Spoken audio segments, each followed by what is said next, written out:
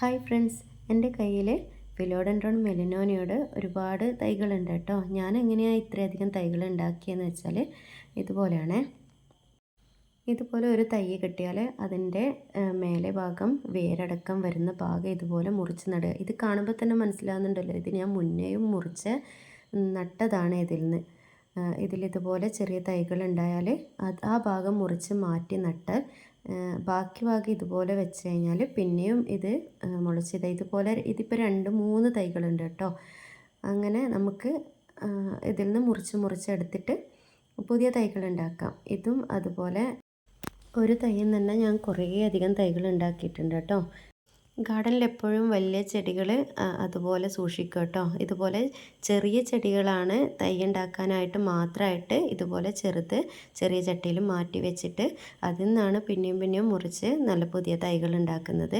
വലിയ പ്ലാന്റ് ഞാൻ മുറിക്കുകയൊന്നും ചെയ്യില്ല കേട്ടോ. വലിയ പ്ലാന്റ് വലുതായിട്ട് തന്നെ അങ്ങനെ തന്നെ വെക്കും. എന്നിട്ട് ഇതുപോലെ ഇതിപ്പോൾ ഒരു 5-6 തൈകൾ ഇപ്പം എനിക്ക് കിട്ടിയിട്ടുണ്ട്. നിങ്ങളിങ്ങനെയൊക്കെ ചെയ്യുന്നവരാണോ? ഒന്ന് കമൻറ്റ് ചെയ്യണേ.